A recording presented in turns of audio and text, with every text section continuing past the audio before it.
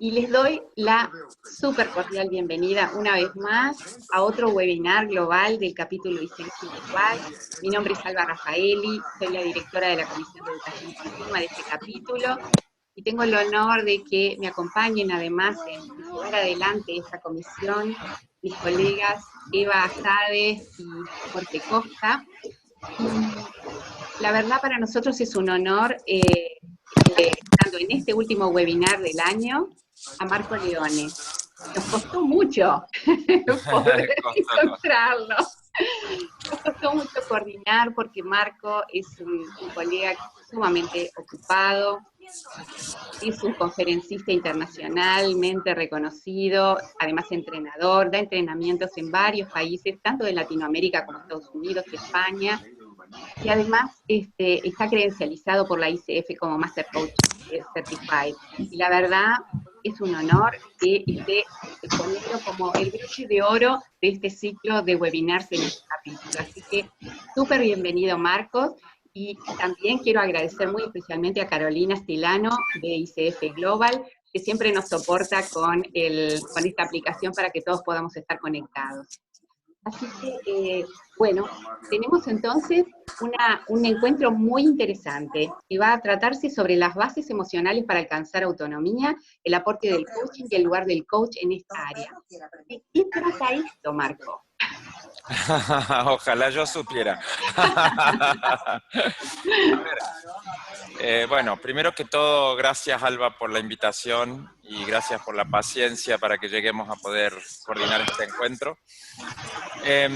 Quisiera hacerle algunos pedidos. El primero es que mantengan apagados sus micrófonos hasta que podamos conversar. Si no, Caro, que me apoyes a ver si tú puedes ir silenciando los micrófonos porque algunas personas no saben usar el Zoom o lo usan por primera vez. Claro, en la verdad, Alba... Sí, estoy en eso, estoy en eso. Eso, ok, perfecto. La segunda cosa que quiero decirles es que esta es una conversación que espero podamos construir juntos. Yo voy a darles a ustedes una propuesta de lo que... Primero de contarles por qué me parece que esta conversación es una conversación fundamental. Y no solamente para el mundo del coaching o para aquellos que ayudan o asisten personas. Creo que esta es una conversación muy importante para cualquier persona que quiere llegar de alguna forma a conquistar la libertad y a conquistar emocionalmente el sentir que pueden hacer con su vida o llevar su vida a donde realmente la quieran llevar. Entonces, lo primero que quiero decirles es que cuando me invitó Alba a tener esta conversación y me dijo, elige un tema y nosotros te vamos a acompañar en lo que tú elijas, para nosotros lo que elijas va a ser de valor, yo dije, de todo lo que vengo escuchando, por lo menos en este año, en gente, en conversaciones, en grupos, me parece que la parte que todavía más nos cuesta distinguir es cómo alcanzar una emocionalidad que se pueda distinguir como madura. Que podamos llegar a la adultez y podamos distinguir cuándo los seres humanos somos adultos, no solo por calendario, sino también porque emocionalmente tenemos ciertas habilidades que nos permiten poder hablar de por lo menos una forma particular de atravesar ciertos desafíos, que creo que nos distinguen de los niños o de la época en la que éramos niños. Entonces, primero me parece que es fundamental que podamos mirar nuestro desarrollo de adultos como un devenir en donde uno tiene que alcanzar ciertas habilidades. Y dentro de esas habilidades que tiene que alcanzar, creo que la habilidad fundamental que nosotros deberíamos poder distinguir es la autonomía. Así que voy a poner la autonomía en el centro de la escena, no para hablar de coaching, sino para hablar de seres humanos y de adultez. Y después vamos a conectar por qué el coaching tiene que poder acompañarnos o ayudarnos a eso. ¿Ok?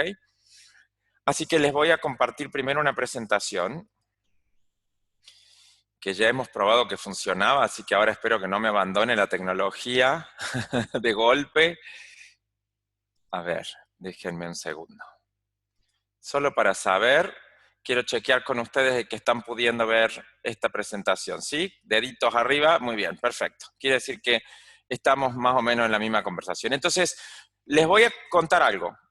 Además vamos a aprovechar el número de gente que somos para que también podamos hacer esta conversación más compartida, ¿ok? Cuando si es demasiado multitudinario, se hace más difícil que podamos compartir. Pero me sospecho que hoy vamos a poder interactuar bastante y a discutir un rato, que eso también es bueno, a debatir cómo viven ustedes, tanto profesionalmente como personalmente, el mundo del desarrollo emocional en la adultez.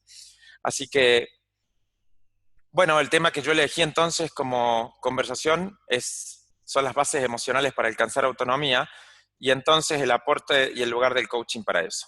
Entonces, primero quiero decirles algo que yo creo que como formador de coach y como coach de 20 años de ejercicio ya, tengo la sospecha de que todavía no lo logramos distinguir del todo. Entonces, lo voy a poner de esta manera. Cuando nosotros hablamos de coaching, yo digo que hablamos de 3 cuestiones que están separadas y están conectadas al mismo tiempo. El coaching en sí es un fenómeno de la vida humana. Y también es una práctica de la vida humana. Y entonces también es una profesión que nosotros quizás cuando hablamos de coaching, la mayoría de las veces a lo que nos referimos es a la profesión del coaching. Porque tiene una estructura y tiene una cantidad de bases que cuando uno acuerda con esas bases, entra dentro de la práctica profesional del coaching. Pero el coaching como fenómeno no le pertenece a la profesión del coaching. Y esto es una cosa que para mí es muy importante que la podamos poner sobre la mesa. Porque vamos a conocer un montón de gente que en la vida nos va a acompañar de alguna forma a abrir espacios de posibilidades que no teníamos y no son coaches profesionales. Sin embargo, tienen una manera de ser, una manera de mirar, una manera de preguntar, una manera de intervenir que uno diría, este parece que fuera coach aunque él no lo sepa, ¿no? Y eso es porque el coaching es un fenómeno que trasciende la práctica y la profesión. Entonces, vamos a hacer esta primera distinción. ¿De qué hablamos cuando hablamos del fenómeno del coaching? Yo digo que de lo que hablamos, y esta es voy a parafrasear una conversación que tuve con Fernando Flores hace un par de años, a quien considero uno de los grandes maestros, o yo creo que ya leyenda en el mundo de lo que es el desarrollo del coaching, sobre todo en la mirada ontológica del coaching. Y voy a poner el fenómeno del coaching de esta manera. El fenómeno tiene que ver con una relación donde una persona con otra persona, puede ser luego con un equipo, lo que hacen es crear juntos posibilidades nuevas. Y en ese mundo de crear juntos posibilidades nuevas, desarrollan una sensibilidad a lo que ocurre cuando conversan y a cómo se constituyen en ese conversar o en ese lenguajear que tienen juntos. Eso como fenómeno ocurre mucho más allá de la práctica del coaching. Por eso me importa que miren que hay mucha gente que a través de la manera en la que se relacionan con otros, a través de la manera en la que crean posibilidades en la relación con un otro, están dentro del fenómeno, aunque no dentro de la práctica específica del coaching. Entonces, si hablamos de crear posibilidades conjuntamente con otros, estamos en el fenómeno del coaching. Pero entonces, ¿qué es la práctica del coaching? Y esta es una idea mía, así que lo pueden tomar y pueden enriquecerla, agregarle, sacar, poner. Para mí la práctica del coaching es un arte, y es el arte de conversar, y a través de ese conversar, acompañar a otro a diseñar su futuro y a expandir sus posibilidades. Si a mí alguien me dice, ¿qué hace el coaching? O ¿en dónde está la práctica del coaching? ¿Cómo se ve el coaching en acción? Para mí es el arte de conversar para diseñar futuro y expandir posibilidades. Por supuesto que se puede ampliar mucho más y se pueden encontrar, de nuevo, muchas profesiones que podríamos decir que por momentos tienen el coaching como práctica. Y yo creo que eso es tan así que hoy la mayoría de ustedes que debe estar o en el coaching o serán formadores o estarán en contacto con gente que está formando o que son coaches, van a ver que hay muchos profesionales que hoy usan el coaching para darle más fuerza o más poder a su propia práctica profesional. A mí me encanta encontrar médicos que dicen, yo quiero aprender a conversar diferente con mis pacientes, a encontrar docentes o profesionales que dicen, yo creo que hasta que no aprendamos a conversar y a distinguir el mundo emocional de nuestro conversar, la práctica docente queda limitada. Y entonces creo que el coaching como práctica le pertenece a la humanidad y le pertenece al fenómeno humano de ser lenguajeantes, de vivir y de existir a través de ser lingüísticos, ¿no? Bien. A ver, que apreté que no funcionó. Ahí vamos. Tercero, y ahora sí, entramos en la formalidad de la profesión y voy a tomar a la ICF, que es quien nos nuclea en este momento y en esta conversación sobre qué dice la ICF sobre el coaching. Y lo que digo es que el coaching es un proceso de acompañamiento reflexivo y creativo con clientes que le inspira a maximizar su potencial personal y profesional. Esto, por supuesto, no lo digo yo, esto lo pongo yo aquí y esta es la definición básica de ICF, ¿no? Y en donde el coach de ICF se compromete a poner en práctica las competencias clave de la ICF, que todos sabemos que son 11, y a respetar entonces el código ético de la profesión. Entonces, dejamos puesto sobre la mesa estos tres. Tenemos fenómeno, tenemos práctica y tenemos profesión. Pero ahora tenemos cultura, porque los seres humanos todos venimos de un fenómeno cultural. Cada uno de un fenómeno cultural que en muchos aspectos se nuclea y se comparte con otros y también es diferente. Y yo les quiero compartir rápidamente, algunos habrán visto en algunas otras presentaciones mías esta imagen, de qué me parece a mí que está en el centro de nuestro desafío para alcanzar emocionalmente lo que llamamos o entendemos como adultez. Yo creo que lo que está en el centro es que los seres humanos culturalmente hoy, particularmente hoy, vivimos lo que de alguna manera, voy a tomar un término de la medicina para decir que vivimos de alguna forma disociados. Y disociados significa que nosotros entendemos nuestro pensar, entendemos nuestro explicar, entendemos nuestra racionalidad como un fenómeno separado de nuestra emocionalidad. Separado que a veces está en contacto y separado que a veces está totalmente en caminos opuestos. Humberto Maturana, que es un biólogo chileno que la mayoría de ustedes habrá escuchado y que además considero una de las personas y de las mentes científicas más brillantes de nuestra era, de nuestra época.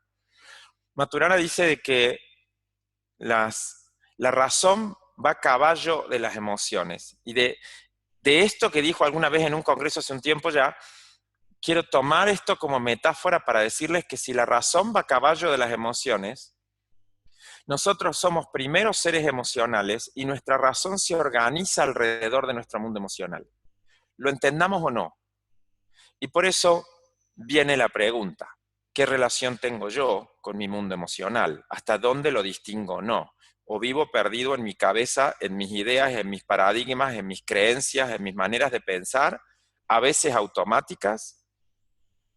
Vivo en contacto, puedo reconocer mi mundo emocional y también quiero decirles algo. Para reconocer mi mundo emocional, yo tengo primero necesariamente que tener contacto con mi cuerpo y con mis sensaciones corporales, porque de las sensaciones corporales depende el mundo emocional. Nosotros no somos emocionales porque somos psicológicos, somos emocionales porque somos biológicos y es nuestro cuerpo el lugar en donde habita nuestro mundo emocional. Entonces, quiero que se imaginen que podemos estar muy integrados emocionalmente con nuestro mundo de pensamiento, racionalidad y creencias, o muy peleados. Y la disociación la podemos entender como el fenómeno en donde lo que pienso se va hacia la derecha, lo que siento se va hacia la izquierda y el cuerpo queda en el medio tratando de generar un espacio de unión.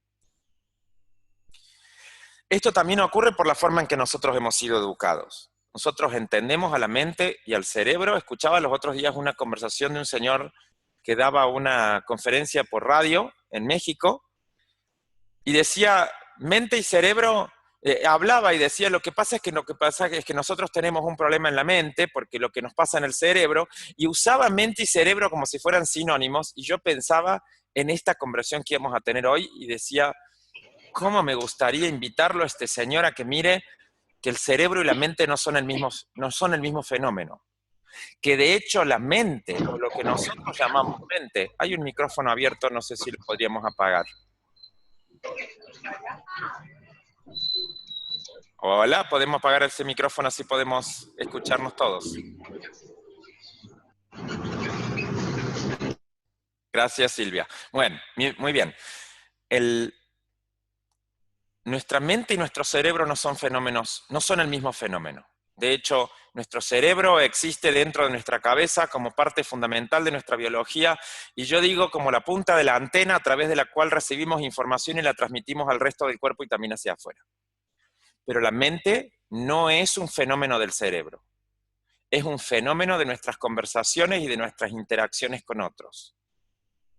Entonces, en la mente existen todas nuestras maneras particulares de observar la vida y de observarnos a nosotros mismos. Creencias, valores, prejuicios, normas.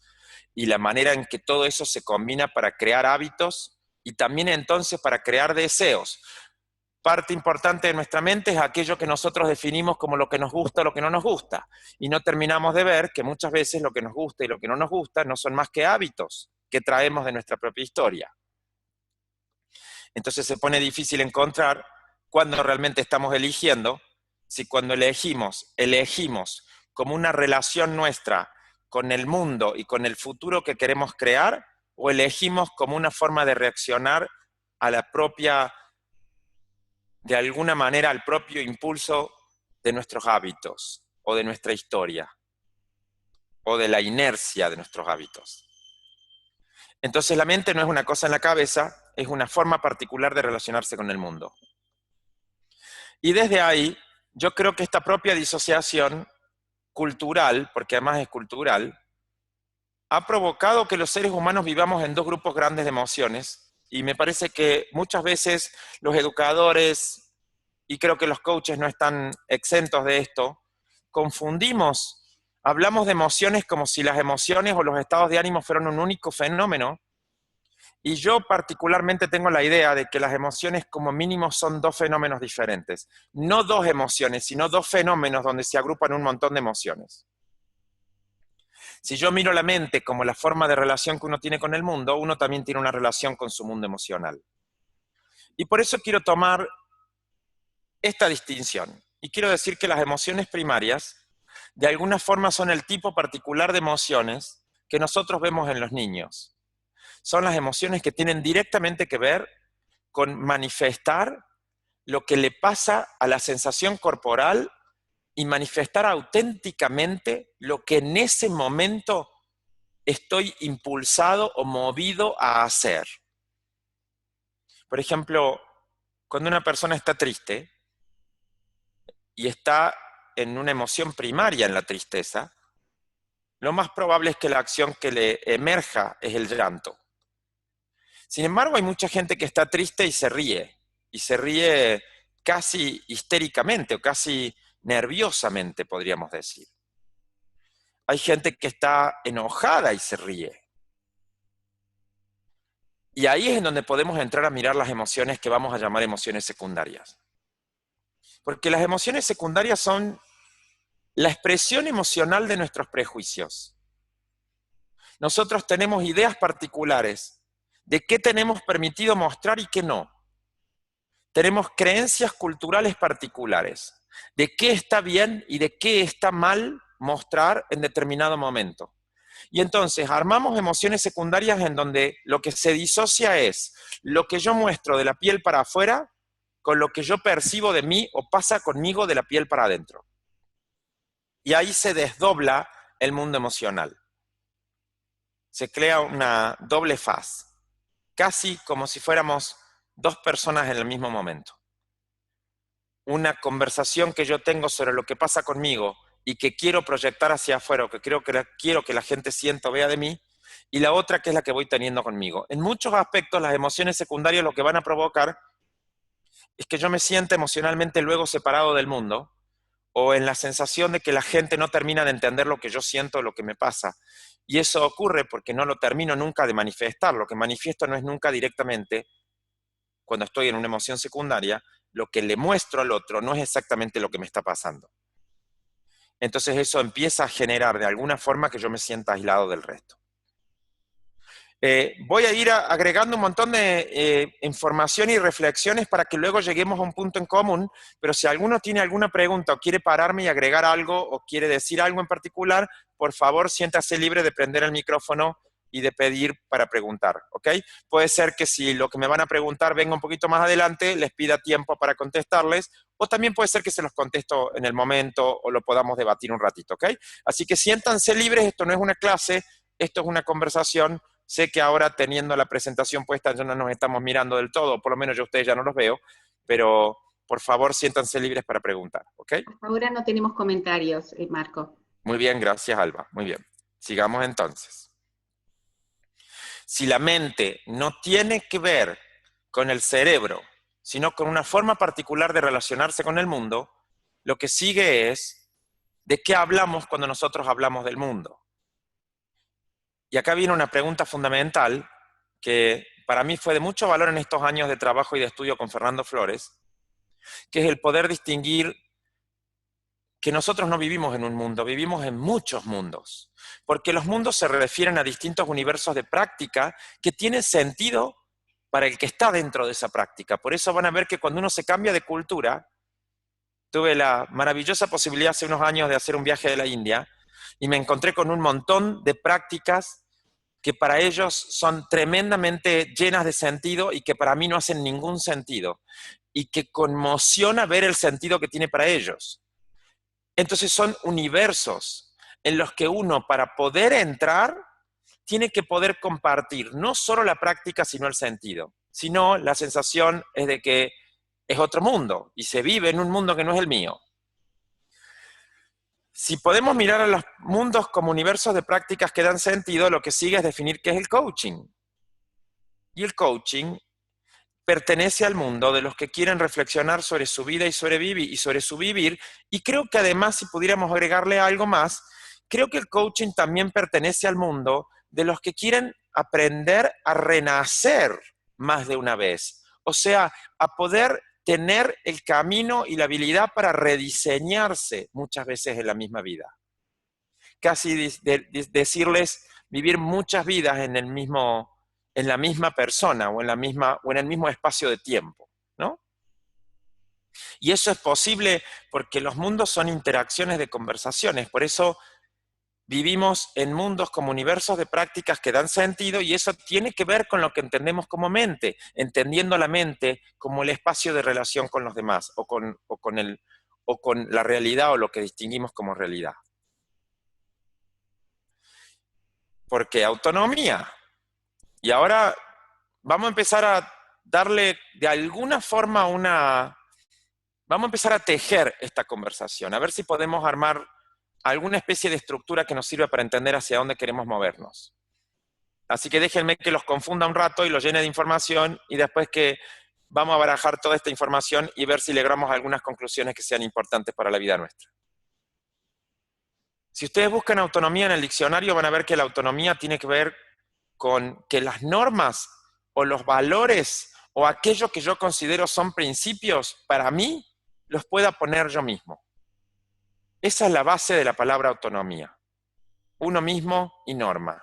O sea, la capacidad que tiene una persona para establecer sus propias normas, reglas o valores o principios y regirse por ellas a la hora de tomar una decisión. Así que la autonomía tiene todo que ver con la toma de decisiones, con la capacidad que yo tengo para moverme. Si ustedes se fijan cómo usamos la palabra, van a ver que uno dice que determinado auto tiene tantos kilómetros con 1 litro de nafta, tiene autonomía de tantos kilómetros con 1 litro de gasolina. Entonces lo que dice es que se puede mover por sí mismo en determinado espacio de tiempo.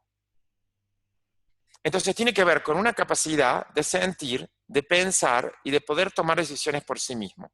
Entonces, quiero pedirles que tomen de alguna forma esto, que además es bastante obvio.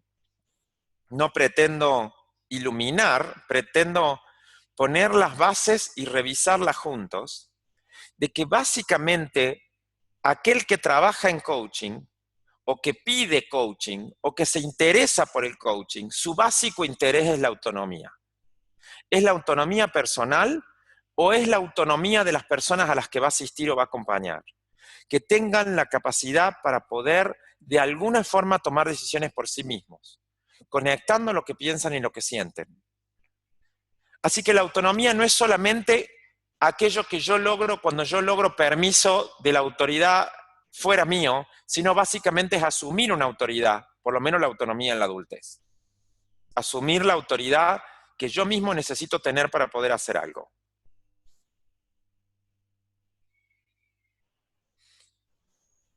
Entonces, en algún nivel, implica recuperar la libertad. Y recuperar la libertad, más allá de los elogios y de las críticas, quiero que busquen en esta frase la cantidad de veces que nosotros renunciamos a la autonomía porque el cuerpo nuestro tiene dificultades para poder aceptar a las críticas y también a los elogios de los demás como simples opiniones y como información que puede ser válida para mí. Y en muchos aspectos usamos los elogios y las críticas como una forma para definir quiénes somos o para distinguir nuestra propia identidad. ¿Seguimos sin preguntas? ¿Sigo nomás? Me ha aparecido una línea roja que no sé si la he dibujado yo o qué, aquí en la pantalla. ¿Alguien tiene alguna pregunta? No. Sigo nomás. Entonces vamos a seguir conectando cuál es la base de nuestro mundo emocional para poder lograr la autonomía. Si ustedes me preguntan a mí para qué trabajamos en el coaching, yo les voy a dar para mí cuál es mi mirada. Yo creo que nosotros trabajamos para la dignidad humana, para que los clientes tengan dignidad. Porque el que no tiene dignidad no puede tener libertad, ni menos puede tener autonomía. Y nosotros en general hablamos de dignidad, pero no la distinguimos. No distinguimos la dignidad como una cuestión básica de nuestro mundo emocional. Porque también la distinguimos solo como una cuestión moral, como algo que tiene que ver directamente con lo que los demás nos hacen o no nos hacen, o nos permiten o no nos permiten que hagamos. Entonces pongamos la dignidad en el centro de la escena para ver cómo se construye el mundo emocional luego. La dignidad es el derecho que tiene todo ser humano de ser respetado y valorado como ser individual y social con sus características y condiciones particulares. Y el derecho lo tiene por el solo hecho de estar vivo o por el solo hecho de ser una persona. Entonces no es la dignidad que la tiene aquel que se parece a mí o que cree en lo mismo que creo yo. La dignidad está conectada con la vida. Y si está conectada con la vida, uno tiene derecho a estar vivo por estar vivo, no por cómo vive, sino porque la vida se manifiesta en sí, en sí misma, en él. ¿Ok? Y de aquí voy a tomar una conversación también con Fernando Flores. Yo le voy a agregar la dignidad a esa conversación, pero Fernando dice que la relación de uno con uno mismo se basa en 3 emociones, que son la autoestima, el autorrespeto y la autoconfianza. Y yo quisiera decir algo al respecto de eso, para volver a conectarlo luego con la autonomía. Creo que nosotros tenemos que aprender a trabajar con nosotros mismos y con los demás, en que la gente desarrolle autoestima, autorrespeto y autoconfianza, pero sacar esto de alguna forma del fenómeno psicológico o psicologista, cultural, que muchas veces estamos acostumbrados a pensar. Y ahora les voy a hacer yo una pregunta a ustedes y les voy a pedir que alguno de ustedes me la conteste con lo primero que les salga. Así que mi pregunta es, si yo les pregunto a ustedes qué es la autoestima, ¿qué me contestarían? ¿Qué distinguen ustedes qué es la autoestima? A ver, ¿quién se anima a arriesgar y a tirar una definición de autoestima? Lo primero que conozcan, lo que les salga, lo que hayan escuchado, lo que la gente les haya dicho, ¿qué es la autoestima? Mucha gente silenciosa, me parece. Hola, Marco. ¿Quién es? Hola, Daniel Duarte de Perú. Hola, Daniel, ¿cómo te va? Qué bueno escucharte. Muy bien, Marquito. Lo que yo escucho mucho por autoestima y lo escucho bastante, Sí. es el espacio del amor propio, del del yo me quiero a mí mismo, y eso lo escucho bastante. La gente, la mayoría de la gente solamente ve eso, distingue eso. Muy bien. ¿Y qué relación tiene con lo que nos estás diciendo ahora? Bueno, primero, gracias Daniel, y eso que estás diciendo es el sentido común cultural.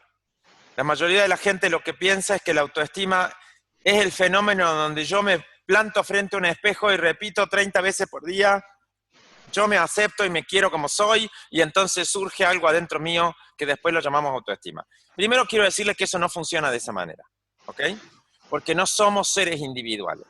Somos seres en contacto con otros humanos, con otros seres. Y al ser seres en contacto con otros seres, la autoestima es el producto final del valor que yo puedo crear en otros. La gente que tiene o que dice sentir valor por lo que hace o por lo que es, lo tiene a partir de lo que puede fundar, que logra como impacto afuera, no adentro de él. Entonces la autoestima es la capacidad que uno tiene para poder decir, yo valgo por lo que soy capaz de hacer o de crear como valor en otros. Por eso la autoestima está directamente ligada con la relación con los demás, no con la relación conmigo. Termina cambiando la relación que tengo conmigo, pero no nace en la relación conmigo, impacta en la relación conmigo. Imagínense que la gente que no tiene autoestima, en general, es gente que no se conecta con los demás y que además, cuando se conecta, no se conecta para crear valor porque no tiene el foco puesto en el otro, tiene el foco puesto en una preocupación personal. Por ejemplo, en no ser agredido o en no ser rechazado o en que no piensen mal de mí.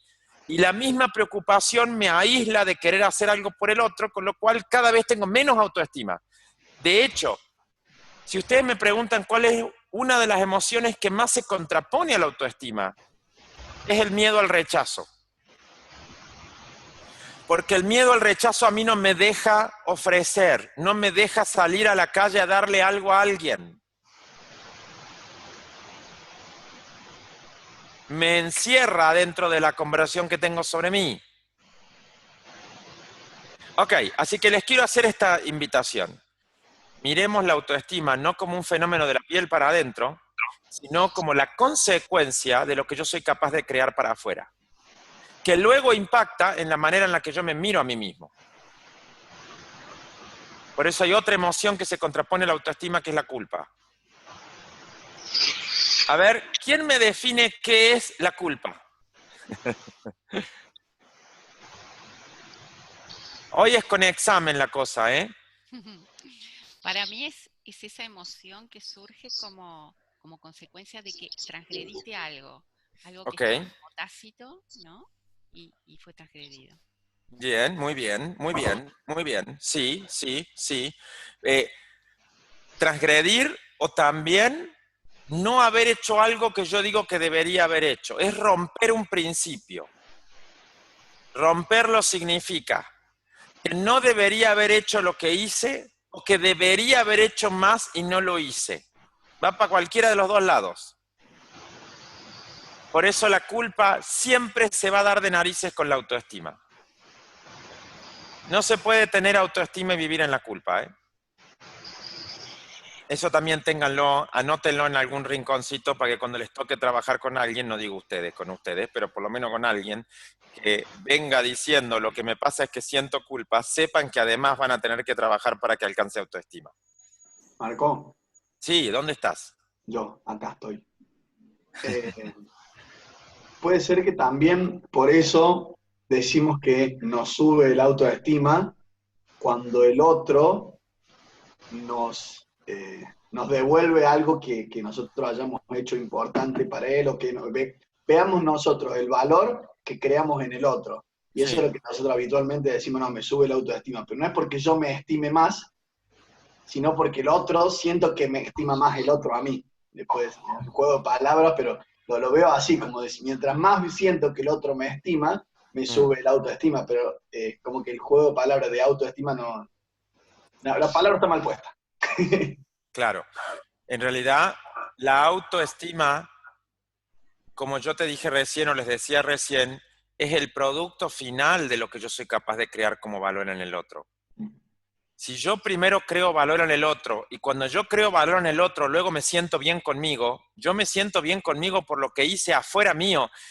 Piensen que la mente no está en el cerebro, la mente está en la relación con el otro. Entonces a mí me cambia la mente cuando al otro le va bien conmigo. Y también me cambia la mente cuando al otro le va mal conmigo. ¿Saben de dónde van a ver bien fácil esto? En las madres. ¿No vieron nunca a una madre que al hijo le pasa algo y se siente culpable por lo que le pasa al hijo? Y dice, yo debería haber hecho tal cosa o no debería haber hecho tal otra, porque si yo me hubiera dado cuenta no sé cuánto, no sé qué, y el otro se ve que además es así, porque en el fondo yo también era así cuando tenía la edad, van a ver que todo el tiempo la conversación es, de alguna manera, porque además esa es la base de la cultura, si yo no logro que al otro le vaya bien, yo no me puedo sentir bien. Y en ese aspecto la autoestima está directamente conectada con el amor. No solamente con el amor a mí, sino con el amor al otro. No se puede amarlo al otro y no amarse a uno mismo, porque si no lo que yo tengo es un sentimiento, pero no un resultado. Y sé que lo que estoy planteándoles para muchos de ustedes va a ir en contra de algunas de las cosas que ustedes han aprendido como fundamentales hasta acá. ¿Te puedo interrumpir un instante? Por favor. Ahora me confundí. Dale, Albita, dale. Dime. ¿Cómo entonces entra esto de podernos conectar de pronto con un valor fundamental como es el amor, sí, independientemente de los resultados afuera? Bueno, pero el valor, el amor es un valor, pero no es una cosa. Entonces, los valores, primero tendríamos que mirar qué son los valores, porque eso es parte fundamental de lo que nosotros distinguimos como mente. Y yo te voy a dar una definición, por lo menos ontológica, no lingüística, pero sí ontológica de lo que entiendo para mí que es el valor. El valor tiene que ver con una interpretación a través de la cual uno evalúa todas las otras interpretaciones que hace en la vida. Si yo digo que el amor es un valor, el amor es una interpretación con la que voy a hacer un montón de evaluaciones sobre otras interpretaciones. Por ejemplo, voy a decir, Alba, como me llamaste para mi cumpleaños y me saludaste, me siento amado por ti como amiga. O como te olvidaste de mi cumpleaños, siento que no te importo y que me fallaste en la amistad o en el amor. Entonces quiero que mires que yo uso una interpretación para evaluar otra interpretación, que es qué debe una persona hacer o no hacer como amigo el día del cumpleaños del amigo. Pero no son cosas. Por eso digo que la mente es una forma de relación, no una cosa dentro de la cabeza como si fuera el cerebro. Y entonces no se puede evaluar igual según a quién amo, porque el amor también se construye en la relación con un otro que también entiende el amor de una determinada manera. Si han tenido la posibilidad en la vida de tener diferentes parejas, van a ver que no ocurre el mismo amor con una persona que con otra. A todo uno lo llama amor, pero no son todos los mismos fenómenos. ¿Se entiende algo de lo que digo, Albita, o ya te terminé de confundir del todo? Sí, entiendo sí esas diferentes amores, ¿no? Sí. Me refiero con ese estado con el que vos puedas conectar independientemente de lo que pasa en el afuera. Sí. ¿Sí? Porque vos ponías, por ejemplo, el ejemplo de las madres, y sí, tal cual, sí. Yo soy madre y lo he vivido muchísimas veces. Entonces, y cuántas veces nosotros invitamos de pronto a que nuestros clientes a ver de qué forma pueden conectarse con eso otro, ¿no? Independientemente de... A ver, uno se puede conectar con el valor y luego tiene que buscar cómo ese valor se puede medir en ese lugar en donde lo quiere expresar o lo quiere generar, porque si no lo que estamos haciendo es metafísica. Y el problema de la metafísica es que todos creemos que estamos mirando lo mismo y en realidad lo que estamos haciendo son interpretaciones que luego vivimos como si fueran hechos. Y ahí entramos a tener problemas. Tengan cuidado. La guerra, básicamente, son guerras basadas en diferentes ideas de lo que es el amor. Por eso gran parte de nuestras guerras las han provocado en muchos aspectos de la vida las religiones, porque defienden distintas maneras de interpretar lo que ellos entienden como amor. En realidad creo que el sufrimiento ocurre por la confusión entre hecho e interpretación. Toman como hechos los que son interpretaciones. Ahora, cuando yo le pido a alguien que conecte más allá de la persona o de la situación, yo también le estoy pidiendo que conecte con un fenómeno, que quizás es mayor a la situación que tienen con una persona en particular. Entonces yo puedo pedirle que conecte con el amor a la vida. Puedo pedirle que conecte con el amor al estar vivo o con el amor a que el otro esté vivo. Ayer hablaba con una mujer y con su familia que la acaban de diagnosticar de una enfermedad terminal. Y tuvimos una conversación hermosa y muy difícil, porque es difícil hablar de la muerte cuando uno ama mucho a alguien. Y esta es una mamá con su hijo y su marido, muy joven, y que tiene muchas posibilidades de morir en las próximas 2 o 3 semanas. Entonces hablábamos del morir, y hablábamos del vivir, y hablábamos del amor. Cuando yo puse la cuestión de la muerte sobre la mesa, la hija de ella empezó a llorar y dijo: yo no quiero que mi mamá se muera. Y la mamá la miró y con la poca fuerza física que tiene le dijo: hija, morir nos morimos todos, no me hables como si la muerte fuera mía. La muerte es de todos los que estamos vivos nos vamos a morir. Y yo le dije: sí, exactamente sí, puede ser que algunos se adelanten y otros vayan más atrás, pero básicamente el fenómeno es para todos. Ahora, quizás lo que nos falta hablar no es sobre la muerte, sino sobre cómo quiero vivir mientras estoy vivo. Y pasó una cosa bien bonita que tiene que ver con esto que estás diciendo. Yo les pedí que conecten, que nosotros entendemos a la gente enferma como si se estuviera muriendo. Y la gente no se está muriendo, la gente está viva o está muerta. Pero no hay un estar muriéndose, a menos que nos estemos muriendo todos, porque básicamente, yo no sé si ustedes sabían, pero hoy estamos más cerca de la muerte que el día de ayer. Porque todos nos estamos moviendo hacia la muerte y la mayoría de nosotros ni siquiera sabemos cuándo nos va a tocar. No tenemos conciencia de eso, y el que está enfermo y con una enfermedad grave puede suponer que tiene más conciencia de cuándo le va a ocurrir, y tampoco hay garantía. Hay un montón de gente muy enferma que se tiene que morir y no se muere. Hay mucha gente que está sana y muere repentinamente y dormida, así que tampoco es tan cierto que tengamos control. Pero por ahí lo que les quiero pedir que miren es lo siguiente: nosotros estamos culturalmente orientados a buscar cosificarlos a los fenómenos, convertirlos en cosas. Eso fue la deriva de nuestro regalo de la modernidad en esta cultura y el regalo de Descartes. Y yo les diría que los fenómenos no son cosas.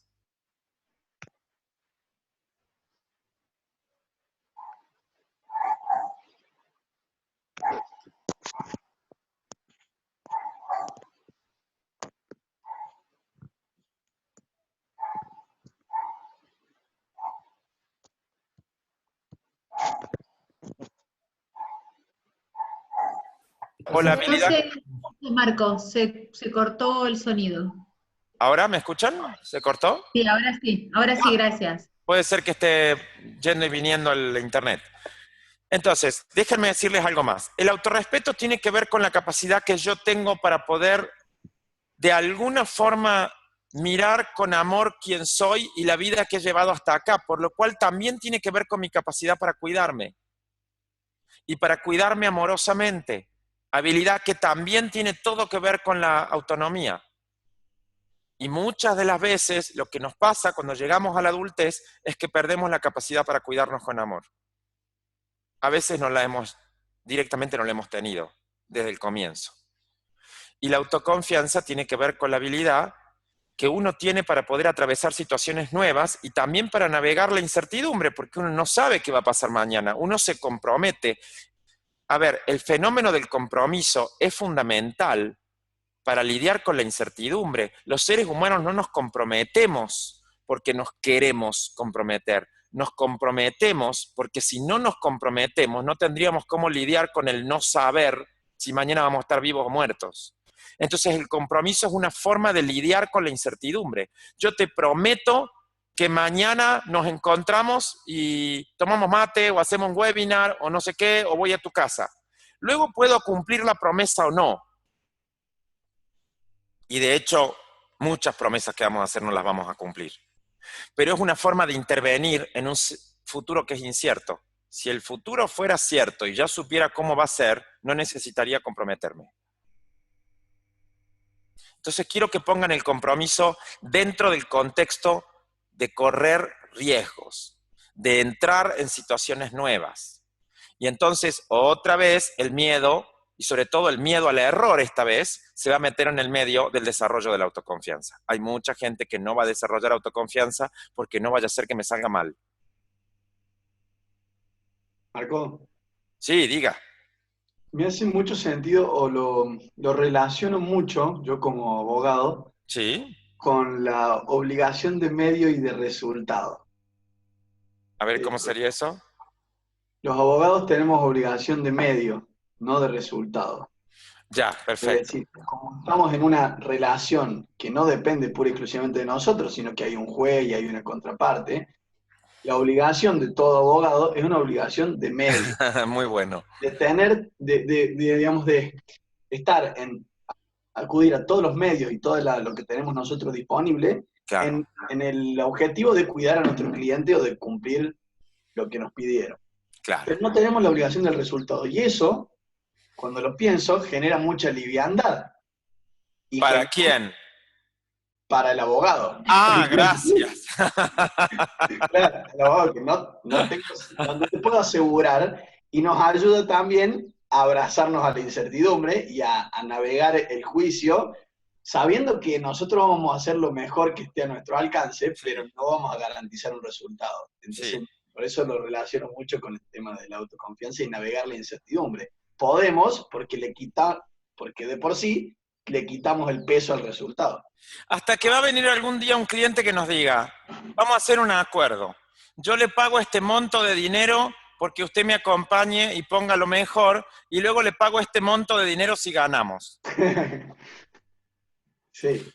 Y entonces nos vamos a hacer cargo juntos de que el valor de lo que usted hace también tiene que ver con el resultado, no tiene solo que ver con la compañía. Esto es bien importante porque también define la diferencia del coaching como promesa de muchas otras intervenciones, por ejemplo, la que tenemos los psicólogos con la gente. Tampoco prometemos nada, salvo escuchar y acompañar. Y yo me pregunto si eso no termina generando en muchas personas la sensación de que no entiendo muy bien qué es lo que pago. Uno no puede prometer el control de la vida en el futuro. Pero yo sí te puedo prometer, como también te puede prometer un profesor de educación física en un gimnasio, que si vos haces determinada dieta y haces determinado ejercicio y lo sostenés tantas veces y demás, hay un resultado que va a venir, a la corta o a la larga, más tarde o más temprano, el resultado va a venir y te lo puedo prometer. Ahora nosotros somos interesantes porque nos tomamos de la incertidumbre para no tomar un compromiso mayor. Y si yo les dijera que solamente funciona el coaching cuando uno primero promete que en determinado contexto y bajo ciertos acuerdos que se tienen que sostener, si se sostienen y lo hacemos juntos, ¿esto va a funcionar? Si yo les dijera que solo eso es coaching y todo lo demás que uno hace es tratar de lavarse las manos a lo Poncio Pilato. Ahora imagínense que el cliente nos diga, yo te voy a pagar la sesión si puedo. Veremos en la incertidumbre del futuro si me da. Quiero que lo pongamos al revés. ¿Cómo haríamos nosotros para convertir esto en una práctica profesional si el otro lo que haría para valorar nuestras aptitudes fuera ubicar nuestras aptitudes en la misma incertidumbre en la que él vive en relación, por ejemplo, con el dinero? Se dan cuenta que se nos haría muy difícil que esto sea una práctica profesional, ¿no? Ok, déjenme seguir un poquito más, porque estamos entrando en poder. Ustedes se me adelantan, mira. Pero todas las preguntas que están haciendo tienen que ver específicamente con cómo nos relacionamos con el poder y cómo lo entendemos al poder. Y primero quiero decir dos cosas. El poder como fenómeno es una de las cegueras más grandes que en esta cultura nosotros tenemos. Pero quiero que miren que ustedes vienen a este webinar, ustedes toman cursos de coaching, toman cursos de lo que sea, porque ustedes lo que están buscando en la educación es tener más poder. Y el primer poder que todos buscamos es tener más poder de acción. Y para tener más poder de acción, uno tiene que tener más poder para ver lo que no ve. O sea, tiene que tener más poder de observación. Primero hay más poder de observación y eso es una sensibilidad que se desarrolla, y luego tengo más capacidad para hacer algo lo que no hacía. Y mientras más capacidad tengo para hacer, más poder de acción tengo. Y entonces me acerco más a la posibilidad de alcanzar un resultado, ¿no? Entonces, yo puedo mirar dos formas de mirar el poder. El poder puede ser el poder personal que uno mira o puede ser el poder social que uno mira. Y van a ver, creo que acá habrá gente de otros países también, pero me parece que debemos ser todos latinos, no los veo a todos. Y si ustedes miran, van a ver que todos tenemos conciencia sobre nuestro poder personal, poco, mucho, grande, no sé qué, y también sobre el poder social. Por ejemplo, cómo puede venir un presidente o un congreso y tomar una decisión y que nos afecte a todos. O puede venir algún señor y decir, si pasa tal cosa, yo tiro una bomba y no sé qué, y que de repente caiga algún mercado y se reevalúe la manera en la que la gente se relaciona con la economía, y sube y baja emocionalmente el aspecto de la confianza y todo se mueve. Entonces, eso es poder social. Y el poder social da miedo. ¿Saben por qué da miedo? Porque no tenemos ninguna forma de controlarlo, porque no depende de ninguna manera de nosotros. Lo podemos intervenir, podemos cada vez tener más poder personal hasta que alcancemos a desarrollar un poder social, pero no podemos prevenirlo, no podemos hacer que no ocurra. Por ejemplo, ninguno de nosotros tiene el poder para que el señor presidente de Corea del Sur o de Corea del Norte decida que no va a hacer una barbaridad con las armas que tiene. No tenemos ese poder. Tendríamos que intervenir después, pero no antes. Antes podemos abrir conversaciones y demás, pero no significa que tenemos poder. Podemos intervenir, pero no lo podemos modificar. Y cuando digo que no lo podemos modificar, digo no lo podemos controlar. Podemos intervenir, pero no lo podemos controlar. No hay control. El poder no tiene que ver con el control, tiene que ver con la capacidad de intervención a tiempo. Y a veces llegamos tarde. También el poder tiene que ver con producir resultados. Y para producir resultados uno tiene que cambiar hábitos, uno tiene que cambiar conductas, uno tiene que crear prácticas nuevas, las tiene que sostener. Y tiene que soltar las prácticas que no funcionan. Y también el poder tiene que ver de alguna forma con la creación de futuro. Y ahí vamos a depender de nuestra habilidad para pedir, de nuestra habilidad para declarar y de nuestra habilidad para hacer ofertas. Y hacer ofertas que estén directamente en contacto con lo que la gente en este momento encuentra como valor. Entonces, si yo tomo esto que estamos conversando, les voy a hacer una pregunta ahora yo a ustedes. ¿Qué es el poder? Miren que empezamos hablando de autonomía y ahora estamos hablando de poder. Empezamos hablando de la autonomía como la capacidad que uno tiene para poder tomar sus propias decisiones, eligiendo los criterios para decidir, con lo cual es una forma del poder la autonomía. Ahora quiero que ustedes me definan a mí, si quieren, alguno, el que se anime así, jugando, conversando, como si estuviéramos tomando mate, cuéntenme qué es el poder para ustedes. ¿Quién arriesga? Necesito arriesgadores ahora. No lo googleen, no quiero gente buscando definiciones armadas. Yo creo que el poder es la capacidad que tiene alguien de tomar una decisión sin temor a las consecuencias, ni sobre sí mismo ni sobre el entorno. Bueno, está muy bien lo que estás diciendo, está muy bien. Estás definiendo una forma del poder. Sí. ¿Me lo puedes decir de nuevo? ¿De tomar decisiones? Es la capacidad que tiene una persona o un grupo de personas de tomar decisiones sin temor a las consecuencias sobre sí mismo ni sobre su entorno. Ok, bien, interesante, porque también... O bien siendo capaz de correrse el riesgo de asumir las consecuencias, ¿no? Claro, o sea que también... Tengo poder cuando tomo una decisión y tengo la capacidad de acatar las consecuencias que eso va a producir. Bien, está perfecto, y de acuerdo completamente con esto que estás trayendo como un aspecto del poder. Ahora déjame hacerte una pregunta. Sí. ¿Te parece que tiene poder la gente? Por ejemplo, se te acerca un hombre en un bar, que te mira de una determinada manera y te habla de una determinada manera y logra captar tu atención para que lo escuches, o para que de alguna manera tomes un trago con él, o que de alguna manera se genere algún tipo de conversación o de relación, ¿ok? Y hay más hombres queriendo hacer eso, pero no todo el mundo lo logra, y a algunos sí atrae tu atención y otro no. ¿Te parece que eso es poder? Sí, en el aspecto de lograr seducir mi atención, sí, es un poder. Entonces el poder también tiene que ver con la capacidad de impacto, no solamente con la capacidad de decisión. Es capacidad de Sí, decisión, es cierto. pero también es capacidad de impacto. Por eso hay mucha gente que va a tener capacidad de decisión, pero no va a tener capacidad para que el resto lo apoye o lo escuche en la decisión que tome. Sí, en eso sí. Bien, entonces toma lo que te digo como una forma de poder empezar a mirar juntos cuáles son todas las habilidades básicas que tienen que ver con el tener poder. Porque si las miramos y miramos todas las que tienen que ver o las que podrían tener que ver con el tener poder, podemos ver en cuáles nos va bien y en cuáles deberíamos seguir trabajando. Claro. Hay mucha gente, y lo que estás diciendo es bien bonito, hay mucha gente que no mira que el poder tiene que ver con que uno se pueda lanzar al vacío de la decisión aunque no sepa cómo va a salir. Creen que tienen más poder si no arriesgan y no ven que cada vez que no arriesgan pierden. Claro, pero también pierde el que arriesga sin mirar hacia dónde se va a lanzar. Tal cual. Pero hay mucha gente que no mira que el poder también es poder de relación. Yo solamente quiero que se imaginen esto. Voy a poner un ejemplo horriblemente extremo. Imagínense que de repente, me voy a poner a mí en el ejemplo, imagínense que yo me enfermo. Y me enfermo y no me funcionan mal los riñones y necesito urgentemente un trasplante de riñón. ¿Serviría o no serviría que haya mucha gente queriendo mantenerme vivo?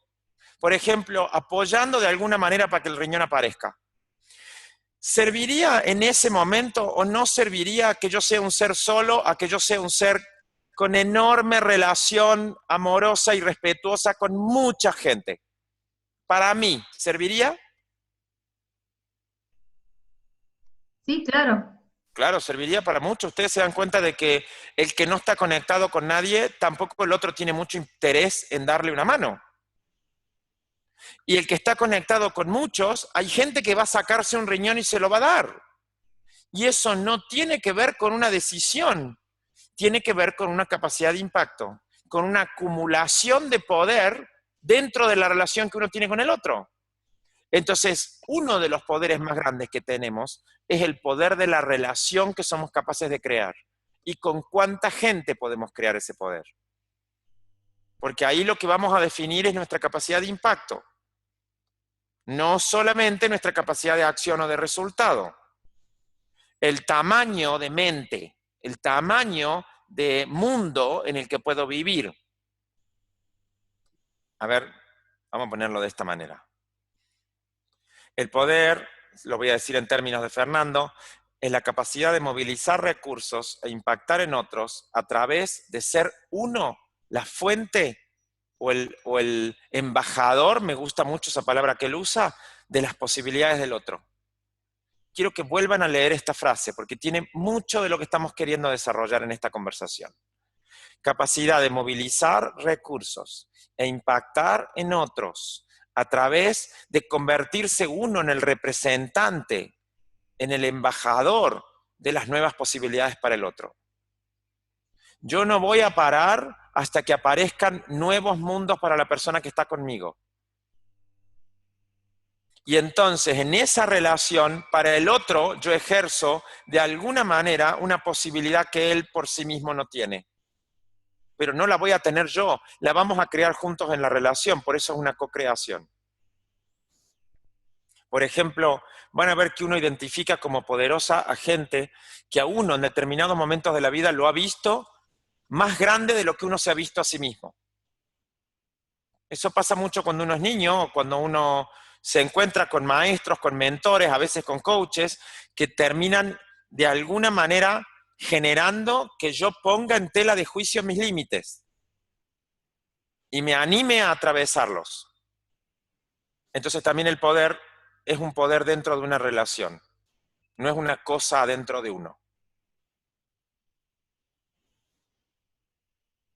Ok, se van quedando callados y ahora me empiezo a preguntar qué estará pasando por el alma de ustedes. Pero vamos a empezar a darle forma a esto para ver si podemos entrar en los próximos minutos en un compartir. Me quedó esa línea roja que supongo que la debo haber hecho yo de alguna manera, pero no la voy a tocar, no sea que rompa algo. Si ustedes me preguntan cuáles son entonces las condiciones básicas emocionales que uno tiene que poder alcanzar para tener ese poder personal, esa capacidad de impacto generando valor hacia afuera, yo voy a definir 4. Yo creo que uno tiene que tener la capacidad para poder decirle que sí a la vida así como es y sobre todo así como fue. Asentir no es lo mismo que aceptar, porque aceptar uno lo hace con la cabeza y asentir uno lo hace con la emoción. Asentir significa decir sí a todo, sin excepción. ¿Fácil? No, no es fácil, para nada. Más cuando lo que uno tiene que hacer es asentir a la muerte de gente querida, asentir a las pérdidas, asentir al dolor, asentir a la tragedia, entonces se pone difícil. Pero también es una habilidad que hay que desarrollar. Como también creo que hay que desarrollar una habilidad de relación con el tiempo. Creo que nosotros nos cuesta sentir porque también perdemos el espacio del tiempo como el espacio de vida que tenemos para vivir a cada día. Y nos vivimos a nosotros mismos como si fuéramos una especie de ser eterno, que lo que no hago hoy no importa, lo haré mañana, lo que no dije hoy lo diré dentro de un mes, y el enojo que tengo hoy de a poco se me irá, y si no se va, no sé qué. Y terminamos justificando una relación con el tiempo donde vamos postergando lo que consideramos que es de valor.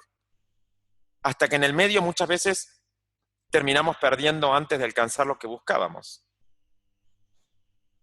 Luego creo que uno tiene que desarrollar una relación con las circunstancias y también tiene que desarrollar una relación con el misterio de la vida. Por eso lo voy a poner como algo superior. No digo cómo se llama el algo superior, yo no lo sé, pero yo creo que la vida es un juego mucho más grande que nosotros, que para nosotros es un misterio. Y por ser un misterio, la vida es un juego que no tiene control, pero que tiene diseño. A ver, asentir sería aceptarme ser como soy, poder decirle gracias o decirme gracias a ser como soy y darme permiso para ser como soy, sobre todo en aquello que no puedo cambiar, que no depende de mí. Eso sería asentir. Y uno asiente como una forma de inclinar la cabeza ante la vida entera, como la vida se presenta o se presenta. Creo que la relación con el tiempo es fundamental porque mientras más uno posterga y mientras más uno queda atrapado en la relación con lo que fue, más se llena de resentimiento y de resignación. Y el resentimiento y la resignación son las evidencias de que nuestra relación con el tiempo no es una relación en el presente. No estamos pudiendo estar en el aquí y en el ahora. Lo van a notar en algunas características. Por ejemplo, en el tratar de tener razón. El resentimiento es un estado de ánimo que se esconde detrás del intento de tener razón. La resignación también es un estado de ánimo que se esconde detrás del intento de tener razón, pero son razones diferentes. En la resignación, yo no veo posibilidades al futuro y creo que tengo razón cuando no las veo. Y el que me diga que sí hay posibilidades de alguna forma o es demasiado ingenuo o me está queriendo cambiar el estado de ánimo porque no sé qué, pero no se dio cuenta de cómo es la realidad. Entonces van a ver que en realidad son estados de ánimo que se esconden en nuestro propio intento de pretender que tenemos razón en lo que planteamos o en la manera en la que miramos la vida. Marco. En la relación con las circunstancias, yo voy a poner 2 puntos, que también los he aprendido al lado de Fernando. Las contingencias y las emergencias, porque son fenómenos diferentes. Las contingencias tienen que ver con todo aquello que es accidental. Entonces les voy a contar algo particular, simple. Hoy me desperté a la mañana, me puse a hacer un poco de ejercicio, quería terminar esta presentación, entonces ya con tiempo, ya la tenía bastante armada, pero a mí siempre me gusta el último día, voy pensándolo mucho y cocinándolo dentro mío, entonces abrí la computadora para ver si quería cambiar algo, y abrí la computadora, le puse el dedo en el power on, hizo ¡puf! Y desapareció la computadora, se apagó y nunca más funcionó, y yo dije, ok, tengo conferencia hoy a la tarde, tengo entrenamiento mañana los 3 días, tengo conferencia la semana que viene en Buenos Aires y necesito mi computadora. Eso es accidente, eso no tiene control de ningún tipo, eso te cambia el estado de ánimo, eso implica que uno rápidamente tiene que crear una red para ver cómo se va a hacer cargo de los compromisos que tiene y al mismo tiempo implica que uno va a tener que moverse rápido para ver si llega a sostener algo. No, quiero decirles que estoy en otra computadora y que cambié el curso de acción para estar con ustedes hoy, la otra sigue, pobrecita, en terapia intensiva, ¿ok? Y las emergencias tienen que ver con la habilidad de que uno pueda empezar a distinguir qué es lo que va a surgir o que va surgiendo de esta combinación de fenómenos de pasado y presente y de futuro que somos todos los seres humanos. Por ejemplo, algunos hace unos años atrás, en el 2001 en la Argentina, no pudimos ver, en el medio de estar todo el tiempo viviendo en crisis económicas, no logramos ver que estaba emergiendo un fenómeno muy particular que luego se llamó corralito, y es que el gobierno terminó de alguna manera poniéndole un cepo o un candado a los ahorros de las personas. Hay gente que lo vio, el que lo vio salió corriendo y sacó el dinero. Y parte del corralito también ocurrió por los que lo pudieron ver a lo que iba a emerger, ¿ok? ¿Qué quiere decir esto? Que el que no puede distinguir lo que va a emerger del futuro y que viene hacia el presente, no está a tiempo para poder hacer una oferta de valor. Así que la relación con las circunstancias es una relación fundamental para poder crear valor. Y yo digo que la relación con el misterio también. Porque la vida va a seguir siendo siempre un misterio, por eso va a ser y es una aventura de alguna manera. Y no estoy hablando de una ideología, no les estoy pidiendo que crean en algo en particular, lo que les estoy diciendo es abrirse a la posibilidad de que la misma naturaleza es evidencia de que nosotros somos los pequeños en este misterio y que hay algo mucho más grande que nosotros que nos maneja, y si no, preguntémosle a los pobres mexicanos con el terremoto, ¿no? Uno sale a la calle a vivir y de repente la tierra se mueve y se te cae todo en la cabeza. O salgo al supermercado porque me olvidé algo y me encuentro a alguien de quien me enamoro y con lo que pasa los próximos 20 años en la vida. Eso también tiene que ver con el emerger. Entonces, ¿en dónde radica, si nosotros lo tuviéramos que ontologizar de alguna manera, en dónde radica el fenómeno del poder? Principalmente. Creo que radica en la capacidad que nosotros tenemos para poder ver en esas emergencias cuáles son las inquietudes o las preocupaciones que el mundo tiene alrededor. Y no hablo del mundo como el mundo grande, hablo del mundo como aquello que yo estoy, la gente o los grupos humanos que yo estoy dispuesto a hacer contacto y que estoy dispuesto a escuchar qué es lo que emerge en ellos que podría yo ofrecer o traer algo que los podría modificar o generar valor. Entonces creo que lo que nos ocurre es que la mayoría del tiempo estamos tan preocupados por nosotros que los seres humanos, hasta cuando hacemos ofertas o decimos te voy a ofrecer algo, en el fondo lo que estamos haciendo es hacer pedidos, no hacer ofertas. Porque la oferta solo ocurre en un determinado estado de ánimo donde el foco lo tengo puesto en el que está afuera mío, no en lo que pasa conmigo. Y para poder sacar el foco de mí y ponerlo afuera, yo tengo que estar mínimamente sereno en la vida que llevo y en la persona que soy. Entonces, gran parte del poder se va a convertir en la expresión del que logra hacerse cargo de determinadas preocupaciones afuera de él y llega a tiempo a la emergencia. Pone una oferta o pone una posibilidad en el medio de lo que está empezando a emerger antes de que lo haga el resto.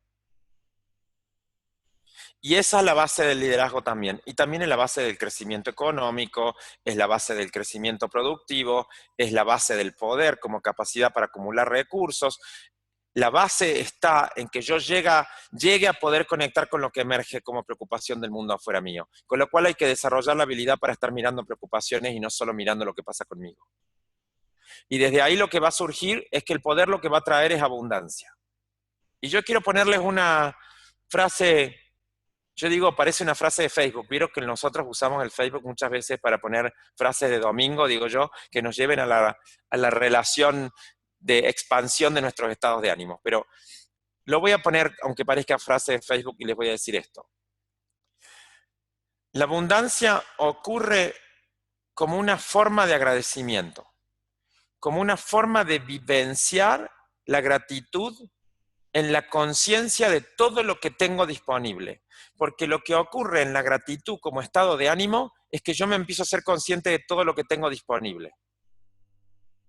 Solo en la gratitud puedo ver lo que está disponible. Y entonces voy a hacerles una pregunta a todos, a ver ahora quién se anima a darme su opinión. ¿Qué es lo opuesto? ¿Qué es lo opuesto a la gratitud? ¿O qué es lo opuesto a la abundancia? Pero lo voy a poner más como la abundancia en relación a la gratitud. ¿Qué se imaginan ustedes como acción o como actitud que es opuesta a la gratitud? Yo creo que la pequeñez. Bueno, está bien. ¿Podría ser la queja? ¿La qué, Dani?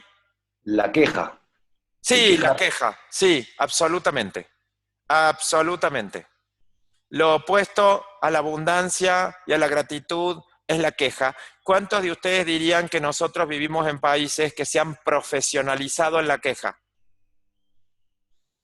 Que tenemos casi la habilidad profesional de ser maestros en la queja. Nos quejamos de nosotros, nos quejamos de la gente, nos quejamos del gobierno, nos quejamos de la época, nos quejamos de dónde nos tocó vivir, nos quejamos. ¿Lo ven? ¿Pueden ver que la queja está en muchos aspectos en el centro de nuestro mundo emocional? Bien, tomen esto como otro de los parámetros para mirar la pérdida de poder, porque en donde hay queja se acabó el poder. Y con esto quiero darles una última mirada, no por última, sino para disparar las preguntas que nos queden en los tiempos que tenemos hasta que terminemos esta presentación. Y quiero desarrollar con ustedes 13 condiciones que tienen que ver con la autonomía y que además se las distinguen en el espacio del poder. Y esas condiciones que hay que cultivar son, primero, el que uno no puede comportarse infantilmente habiendo entrado en la adultez porque no hay ningún poder en ser un adulto infantil. Con lo cual, señores, no se le puede hacer coaching a un adulto que no funciona o no se mira como adulto. Ahora denme una característica de un adulto que no funciona como adulto. Una denme. De algún vecino que conozcan.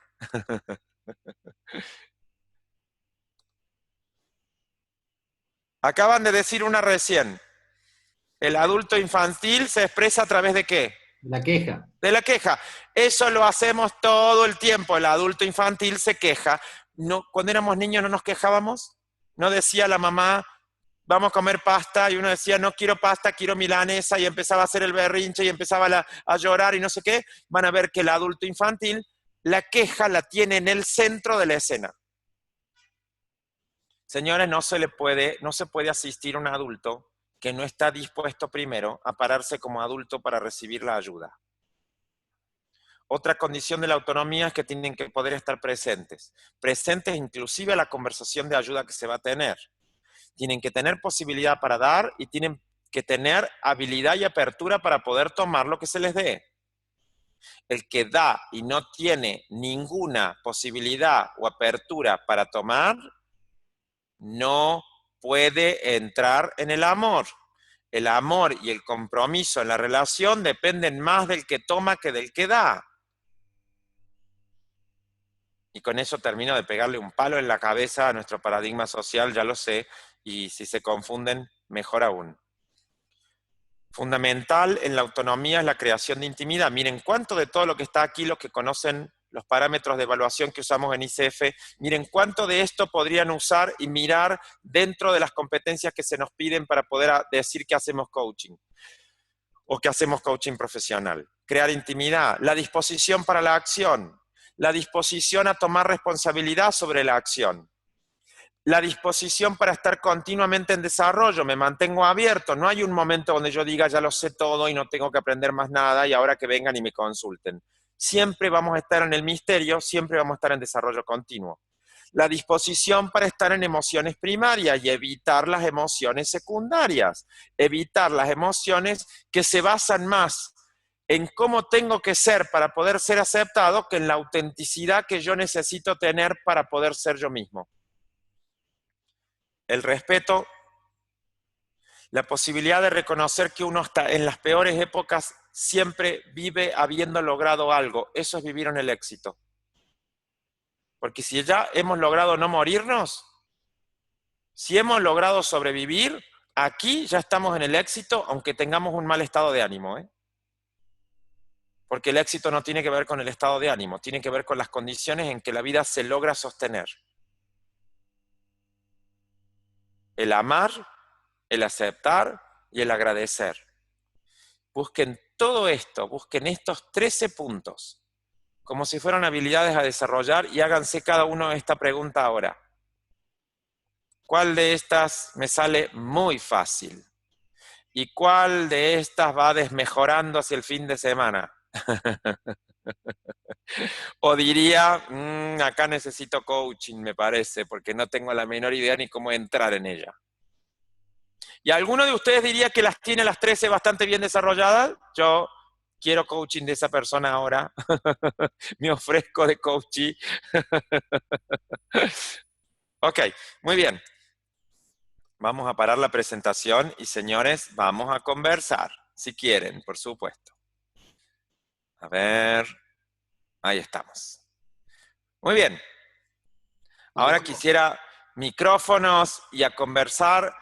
Tenemos 15 minutos, me gustaría saber en qué están, qué les ha pasado, qué opinan, qué quieren agregar, qué quieren cambiar, qué quieren profundizar, lo que quieran. Aprovechemos que tenemos minutos por delante. Marco, me quedó dando vuelta. Dime. La queja. Sí. Y la peligrosa relación con el pedido. Es decir, cuando... A ver, me parece que viene algo interesante, dale, tráelo. A ver. Es cuando, digamos, el peligro de confundir la queja con un pedido, y con un pedido insatisfecho. Y el evitar la queja, como habiendo hecho un pedido y que no me lo están dando. Entonces eso hace el berrinche y hace el no estar en el adulto y eso. Bueno, quedó cuando dijiste cómo no ser adulto y salió la queja, digo, me imaginé el chico, el berrinche, que él en su interior está pensando que hace un pedido que no le dan y no está haciendo un pedido. Bueno, ¿saben cómo se van a dar cuenta que se está quejando pero que no está pidiendo?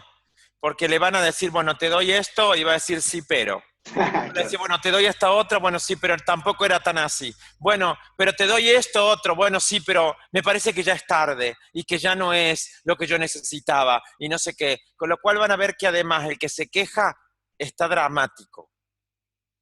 Está más cerca de la novela mexicana que de la capacidad para tener poder.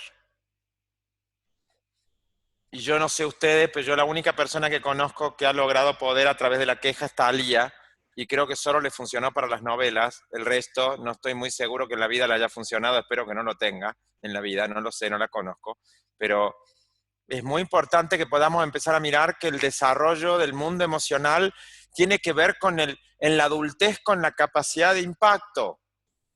Y no digo de impacto como quien vende una imagen, digo de impacto como quien logra vivir dentro de una red de confianza, intimidad y compromiso. Confianza, intimidad y compromiso. Confianza, intimidad y compromiso. El que logra vivir en una red donde el otro confía en uno, donde el otro siente que puede ser quien es al lado mío y me deja a mí ser quien yo soy.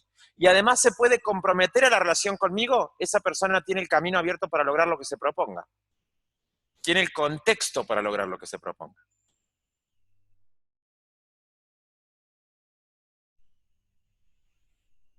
Confianza, intimidad y compromiso. Son 3 habilidades fundamentales de la autonomía. Muy bien, gracias Maxi. ¿Quién más tiene algo que quiera opinar o que quiera decir o que quieran decir no estoy de acuerdo para nada, con nada? También sirve, tráiganlo, pero conversemos que se nos acaban los minutos. A mí me quedó resonando, tal vez porque vengo Dale, Albita. de otro palo que tiene que ver con la química farmacéutica y he Ajá, trabajado muchísimos años en un hospital. Las ajá. emergencias para mí eran otra cosa completamente Claro, la diferente. palabra emergencias para ti tiene que ver con la guardia médica. Claro, yo también he trabajado mucho tiempo en hospital y también puedo decirte eso, pero toma emergencia como el emerger, no solamente como la emergencia del tener que asistir urgente porque se nos muere. Están conectados, ¿eh? Porque en el hospital se llama emergencia a lo que ocurrió o emergió y no lo pudimos ver. Es más una contingencia que una emergencia. Pero nosotros no llamamos contingencias médicas, llamamos emergencias médicas, pero las deberíamos llamar contingencias médicas, porque son accidentes que no hemos logrado prevenir. No han emergido, no han emergido como la consecuencia de un movimiento, sino que Claro, ocurrieron intempestivamente. y además serían contingencias graves. Sí, por supuesto, además serían contingencias de vida o muerte, por supuesto. Marco, ¿y sabes qué otra cosa que a mí me quedó resonando tenía que ver con esto de algunas emociones que nos mantenían de alguna forma como enlazados al pasado, al tiempo? Ajá. Estuviste mencionando sobre todo aquellas que tenían que ver con el enojo, ¿no? Muy bien. El resentimiento. ¿Y te parece que son las únicas? No, para nada. Yo creo que hay muchas emociones que tienen que ver con el pasado, que tienen que ver con nuestra manera de vivir el pasado como una caja llena de hábitos, ¿está claro? Son muchas. Pero pongo como estados de ánimo, no como emociones, sino como estados de ánimo, el resentimiento y la resignación, porque dentro del resentimiento y de la resignación habitan la mayoría de nuestros mundos emocionales que atan al pasado. Te diría más, hay uno de ellos que yo lo dejaría afuera, porque no tiene directamente que ver con ninguno de los dos, aunque podría tener cierta relación con el resentimiento, que es la culpa. Y también la culpa tiene que ver con el pasado. Y ahí sí te diría que la característica en sí de la culpa se escapa un poco de la resignación y tiene algo que ver con el resentimiento, porque en el resentimiento uno lo culpa al otro. Y en la culpa uno se resiente con uno. Por eso tiene cierta relación, pero no me animaría a decir que es el mismo fenómeno. Pero hay muchos más. Podríamos hacer un webinar de 2 horas solamente sobre emociones que miran para el pasado y no para el futuro. Gracias, Albita. ¿Quién más quiere regalarnos una mirada, un algo, una percepción, cómo estén corporalmente, cómo se estén sintiendo, incluidos si están confusos? Todo sirve.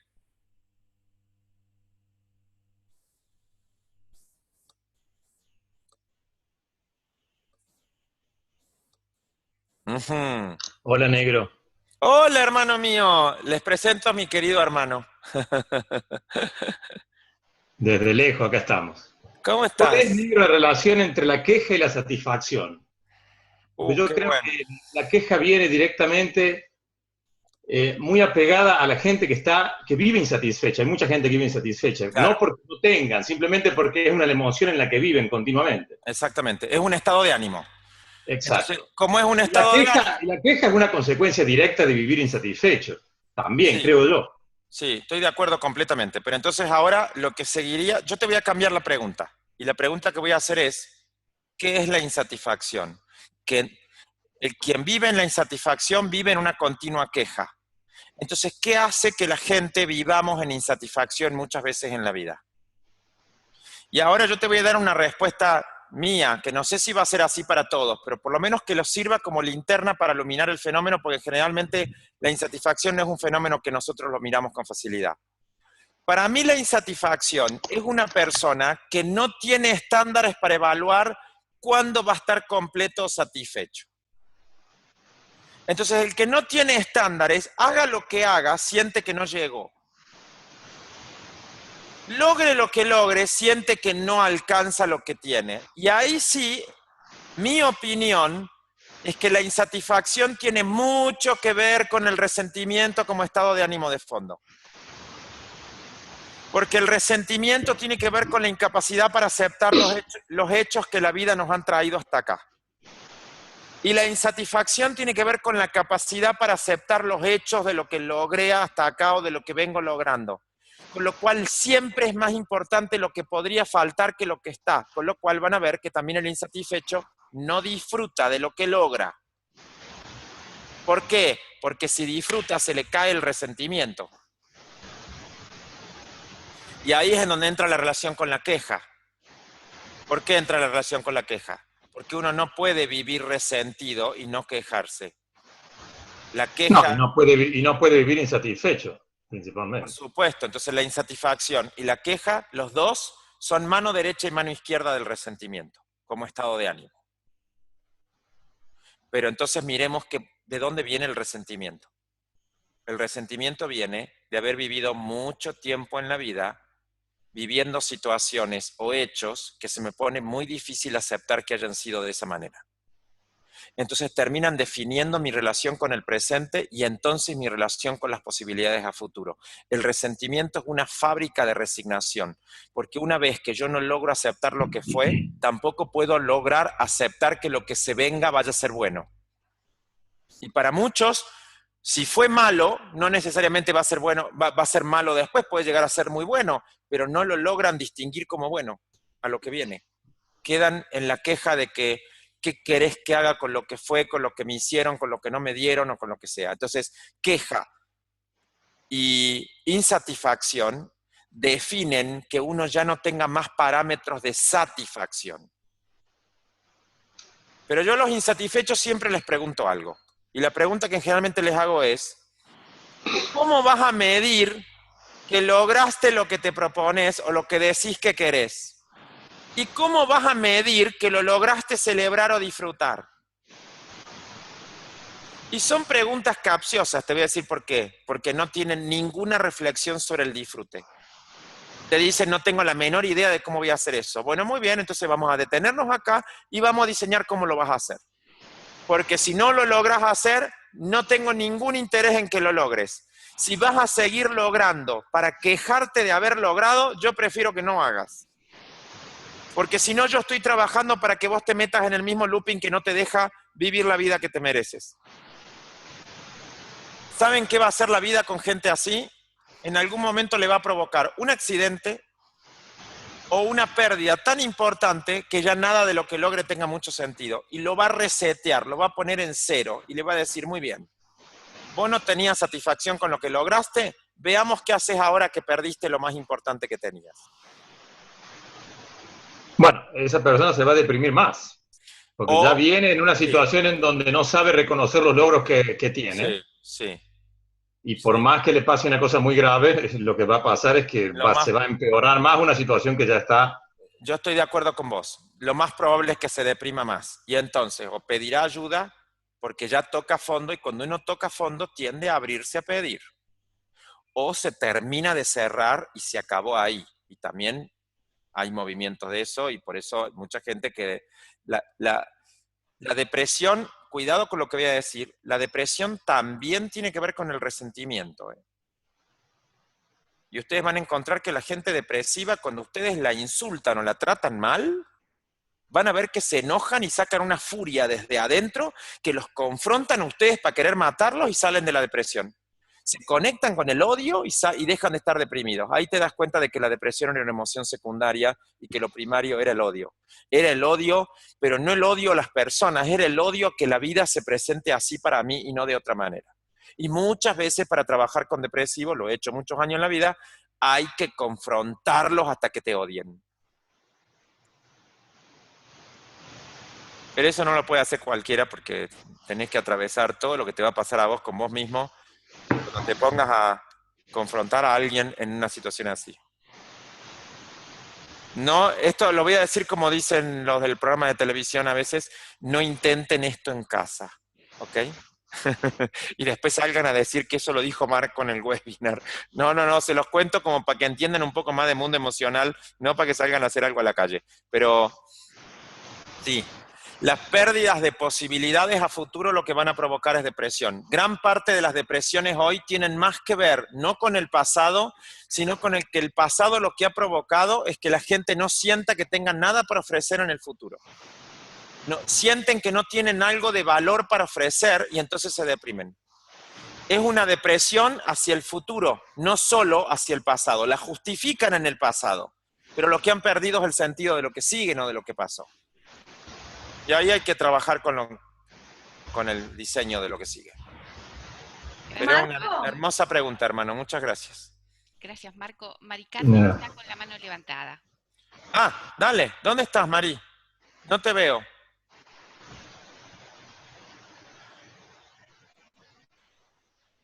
No veo yo a Mari Carmen. ¿Alguien la ve? Sí, yo la veo con la mano levantada, pero no sé si nos está oyendo. Está con el micrófono cerrado. Mari Carmen, si querés hacerle una pregunta a Marco, por favor, abrí tu micrófono. Y si no logras o lo que sea que no funcione, puedes escribirla en el chat, Mari. No hay ningún problema. Ok, Vicky, ¿quieres seguir con tu pregunta hasta que Mari Carmen logre conectar su internet o lo que le pase? Sí, quería preguntarte cuál sería como la emoción primaria o cuáles serían las emociones primarias de la resignación. Pueden ser muchas, porque la resignación tiene que ver con la incapacidad que uno tiene para poder mirar futuro, para mirar posibilidades a futuro. Y uno puede no ver posibilidades a futuro porque está muy triste por lo que perdió, uno no puede ver posibilidades a futuro porque tiene miedo de lo que pueda llegar a ocurrir de nuevo, uno puede no ver posibilidades a futuro porque tiene culpa de, por ejemplo, superar a alguien que sufrió demasiado. En realidad no hay una emoción, hay un montón que podrían ocurrir. Y además, las mismas emociones que pueden ser primarias en un contexto pueden ser secundarias en otro. Hay muchas veces que la tristeza es una emoción secundaria y no primaria. Así que lo que hay que hacer es que hay que aprender a distinguir el uso de la emoción, no la emoción, porque no son cosas. Son mentes, o sea, son formas de relación con el otro. Así que habilidad central para eso, aprender a escuchar. Y aprender a hacerse sensible a lo que le pasa a uno mientras lo escucha al otro. Te comparto rápido por qué me hace sentido esta pregunta. Ayer tenía una conversación con mi ahijado que tiene... Se te apagó el micrófono, Vicky. Acá estoy. ¿El ahijado que qué? Tengo mi ahijado tiene, 14. Y desde hace un tiempo, en realidad desde que él empezó a tener como más relación conmigo, yo cada vez que le pregunto algo que quiere, él siempre me dice, cualquier cosa me da lo mismo. Claro. Y nunca elige. Siempre yo intento que le elija y cualquier cosa me da lo mismo. Y ayer me quedé pensando porque me angustia a mí que él no elija y que él no tome ninguna decisión y que yo le digo, bueno, pero ¿qué querés de esto? ¿Qué te gusta? No, cualquier cosa, me da lo mismo. No tiene otra respuesta. Entonces... Bueno, yo le preguntaría, yo te voy a regalar una pregunta para que se la hagas. ¿Por qué no le preguntas si él siente, si tiene o no tiene permiso para ser él el que elija? Porque muchas veces una persona cuando te dice, a mí me da igual, lo que te está diciendo es, haga lo que yo haga, no va a conformar a la gente que tengo alrededor, entonces me da igual.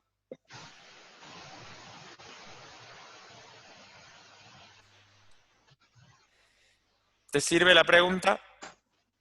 No te imaginas cuánto. Ok, entonces hácesela. Hácesela a ver qué nos pasa y después de última conversemos a ver cómo te fue. Gracias. Mari Carmen dice, en esta conversación relacionaba con la baja autoestima de la persona insatisfecha que no sabe disfrutar lo que hace, es decir, procesos o búsquedas. No sé si entiendo del todo lo que estás diciendo, Mari Carmen, pero te voy a decir lo que me ocurre con lo que te leo. La baja autoestima tiene que ver con la persona que no logra hacer impacto positivo, que no logra generar valor en los demás. Y eso siempre va a estar en contacto con la insatisfacción, porque el insatisfecho no está ofreciendo, el insatisfecho está pidiendo para él. No está ofreciendo nada. Y señores, no hay autoestima si no hay capacidad para ofrecer. No hay autoestima si yo no me puedo salir de mí para crear algo hacia afuera. El que está encerrado en que los demás le hagan, no puede obtener autoestima, por lo menos no en la adultez. Y entonces les cierro la conversación de esta manera. La definición de que la autoestima es lo que yo siento por mí a través de lo que los demás me dan, es lo que sienten los niños. sobre la autoestima. En la niñez, la autoestima tiene que ver con que mi mamá, mi papá, mis hermanos y la maestra de la escuela me miren con amor y me digan, muy bien, Marco, lo que hizo está muy bien, le felicito y tiene un aprobado. Eso es autoestima en la niñez. Pero la autoestima en el adulto es la capacidad que uno tiene para poder encontrar que es capaz de generar valor afuera y que no vino a este mundo para comerse el aire y para vivir sin sentido, sino que es capaz de desarrollar algo hasta el último segundo de vida que tenga. Entonces, para el adulto, la autoestima tiene que ver con el desarrollo del valor en los demás, no con la preocupación por mí. Y entonces se siente muy bien cuando se logra salir de sí mismo y puede co-crear con el otro valor. Por eso el coaching es una fábrica de autoestima, para el coach y para el coachee. Nueva definición que acabo de inventar, así que por favor no la pongan. Mañana sale en el Facebook, ya me imagino. La fábrica de la autoestima. ¿Pero la podemos usar? Pues usen lo que quieran, si esto es todo de ustedes, pero entiendan que entonces lo que tenemos que lograr es una relación de poder, no una persona con poder. Las personas no tenemos poder, las relaciones tienen poder. Los políticos no tienen poder, el pueblo les da o no les da y se los quita o se los regala. Entonces las personas tienen un poder que es regalado, que se llama autoridad. Entonces son las relaciones las poderosas, no las personas. Con lo cual lo que tenemos que hacer es cada vez tener más conciencia de cómo generar relaciones de poder. Cómo acumular poder y cómo generar valor en el otro. Y entonces lo que vamos a alcanzar es que el que tenga más poder va a crear una vida que tenga más sentido. Y si me dejan voy a cerrar de esta manera. Lo único que necesitamos para encontrar bienestar en nuestra adultez es que la vida que tengamos, tenga el tamaño que tenga, sea una vida que tenga sentido. En gran parte de lo que se trata el coaching es de intervenir en la crisis existencial de esta época, donde no es solo producir resultados, es más bien producir sentido. Si son resultados que no van a producir sentido, tampoco sirven. Y esa es la gran crisis del capitalismo. Han logrado producir un montón de resultados y no tienen menos depresivos que antes, tienen más.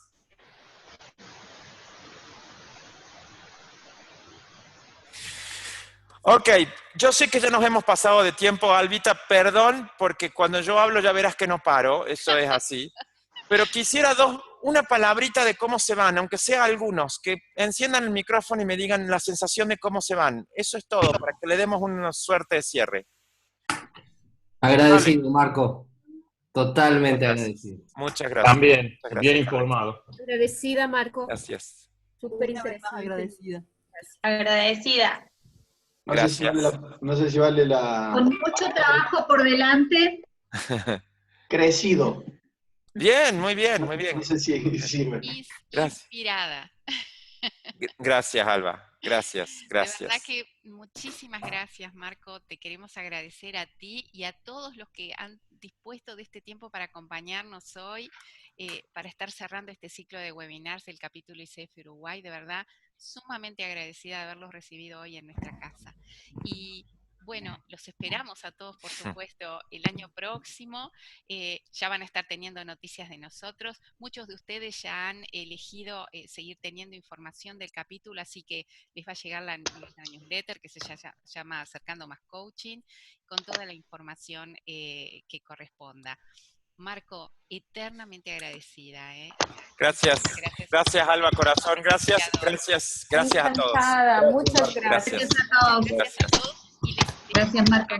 Gracias, Marco. Les estoy anotando para los que deseen solicitar las CCE correspondientes a este webinar, lo pueden hacer cliqueando en ese link y colocando la clave que está allí anotada. ¿Sí? Así bien, gracias a todos, gracias Marcela por los mensajes hermosos que estás poniendo. Gracias a todos por lo que están diciendo y por el regalo de la presencia de ustedes. Para mí también fue hermosa esta conversación. Les mando un abrazo inmenso. Gracias, hermanito, por estar. Gracias, genio. Les mando un abrazo a todos. Gracias a vos. Gracias. Gracias. Chaucito a todos. Gracias a todos. Felicidades.